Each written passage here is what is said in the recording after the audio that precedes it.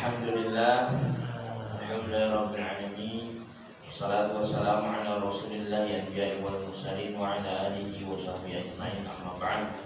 Puji syukur kehadirat Allah Subhanahu wa taala yang telah memberikan kita kenikmatan iman, sehat wal afiyah sehingga kita bisa hadir di tempat ini guna menyiarkan daripada syiar-syiar Allah Subhanahu wa taala dan menunjukkan daripada sunnah-sunnah baginda Nabi besar Muhammad sallallahu alaihi wasallam. Marilah kita lanjutkan sambil menunggu masuk waktunya Isya. Sebagaimana biasanya kita membaca daripada nasihat-nasihatnya Al-Habib Abdullah bin Ali bin Muhammad Al-Haddad. Al-Habib Abdullah bin Ali Al-Haddad masih di pembahasan mengenai tentang keseriusannya kita di dalam menghadapkan diri kepada Allah Subhanahu wa taala.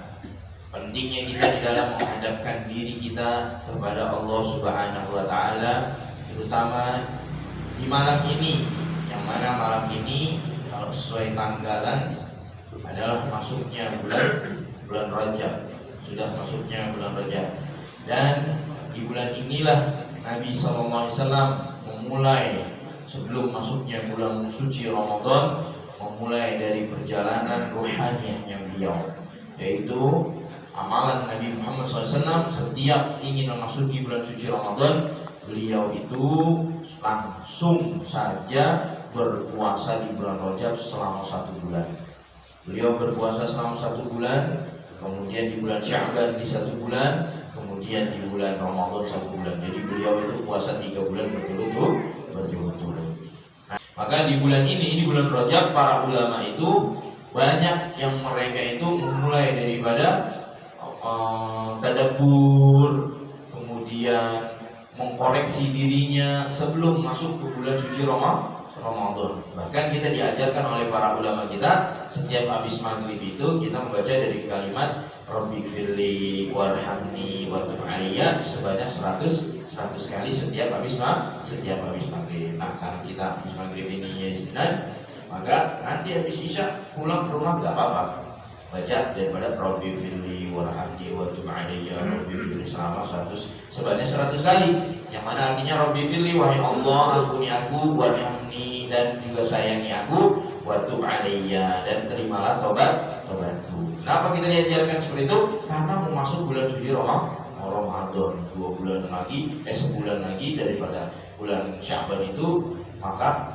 kedepannya kita akan menyambut daripada bulan suci Ramadan. Maka dari itu juga para ulama dan orang-orang saleh, muqarrabin, orang-orang yang mendekatkan dirinya kepada Allah, dan termasuk kita yang sedang berjalan menuju Allah untuk mendekatkan diri kita kepada Allah, maka di bulan ini boleh kita untuk memperbanyak istighfar, membersihkan daripada diri kita. Dan ini selaras daripada akhir dari bab ini yang dikatakan oleh Al-Habib Abdullah bin Ali Al-Haddad, Qul bil irsyad wal ibad wal bilad wal yakun laka ayyuhal murid, wahai orang-orang yang salih, orang-orang yang berjalan untuk takwa, orang-orang yang berjalan untuk taat kepada Allah Subhanahu wa taala, orang-orang yang sedang menuju kepada Allah Subhanahu wa taala. Ayyuhal murid, hazzun minat tahajjudi fa innal laila waqtul khalwatil abdi. Mestikan diri kamu untuk hazzun minat tahajjudi, yaitu selalu dalam keadaan kita punya sholat tahajud. Gitu.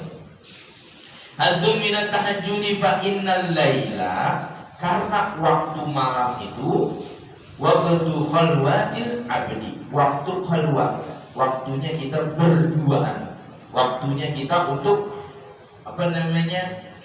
interaksi dengan Allah Subhanahu wa taala. Maka jadikan di waktu malam itu sepertiga malam, daripada waktu tahajud itu kita istiqomah di dalam melaksanakan sholatul tahajud ataupun sholatul witir. Kemudian di malam sepertiga malam, jadikan itu waktunya kita interaksi kepada Allah, itu zikir, baca Al-Quran, sholawat kepada Nabi Sallallahu Alaihi Wasallam. Waktunya kita berduaan dengan Allah Subhanahu Wa Taala, khalwat, Gitu. Jangan sama bini doang aja keluar. Jangan sama bini aja pengennya berduaan di kamar, kunci pintu. Nah, kali ini kunci pintu berduaan dengan Allah Subhanahu wa taala untuk bermesraan dengan Allah Subhanahu wa taala untuk mengungkapkan kerinduan, mengungkapkan rasa cinta kita kepada Allah Subhanahu wa taala, dan terutama lagi di dalam mengkoreksi diri kita. Gitu. Berapa dosa, berapa kesalahan, kemudian tafakkur dan bersyukur kepada Allah atas apa yang kita miliki. Gitu. Jadi malam-malam itu kita jadikan waktu yang spesial. Kalau orang-orang soleh, orang-orang yang berdekatan diri kepada Allah, waktu malam itu, sepertiga malam itu adalah waktu yang sangat spesial dan ditunggu-tunggu sama mereka. Kenapa? Karena waktunya untuk berbuat dengan Allah Subhanahu wa taala di saat manusia lagi terlelap tidur, dia terbangun untuk menuju Allah Subhanahu wa taala. Ma'a maula, yaitu waktunya bahwasanya seorang hamba dengan Tuhannya, kata Al-Habib Abdullah bin Alwi Al-Haddad. Fa'aksir, maka perbanyaklah di saat itu pada sepertiga malam. Fa'aksir fihi minat tadarru'i wal istighfar, dari memohon kepada Allah Subhanahu wa taala dan istighfar.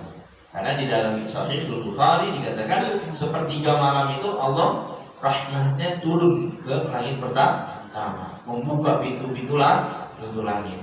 Yang mau ampunan dikasih ampunan sama Allah Subhanahu wa taala. Yang mau hajat dikasih sama Allah, qabul hajat, permohonan semuanya ada di malam hari. Kemudian kata Abdullah bin Al-Haddad, wa naji rabbaka bilisanid dillah. Panggil Allah, panggil Tuhanmu, kata Al-Habib Abdullah bin Ali Al-Haddad, wa naji rabbaka bilisani, dengan lisan kita panggil ya Allah, ya Allah, gitu. Panggil ya Allah. Ya Allah, tolongin ya Allah. Ya Allah, ampunin ya Allah. Tolongin keluarga saya, tolongin tetangga saya, gitu. Di malam itu adalah waktunya kita bermunajat kepada Allah Subhanahu wa taala. Kalau kita udah bisa ngerasain kenikmatan di dalam sepertiga malam, berarti kita udah naik pangkat di hadapan Allah Subhanahu wa taala. Tapi kalau misalkan kita orang yang ketika lewat waktu sepertiga malam biasa-biasa saja, berarti kita orang yang bukan spesial di hadapan Allah Subhanahu wa taala. Tapi kalau misalkan kita bangun tahu-tahu udah azan subuh gitu, astagfirullahaladzim, belum tahajud, belum berdoa, wah itu orang-orang yang punya spesial di hadapan Allah Subhanahu wa taala. Tapi kalau misalkan ya subuh, gak ada rasa nyesel gitu, sepertiga malam tuh lewat, padahal itu waktu yang spesial kita dengan Allah Subhanahu wa taala, maka itu orang yang kayak gitu kurang spesial di hadapan Allah Subhanahu wa taala. Mudah-mudahan apa yang kita baca, apa yang kita dengar menjadi suatu yang bermanfaat untuk kita dunia dan akhirat. Rabbana atina fid dunya hasanah wa fil akhirati hasanah wa qina adzabannar. Sallallahu alaihi wasallam wa ala alihi wasallam. Alhamdulillahirabbil alamin. Wassalamualaikum warahmatullahi wabarakatuh.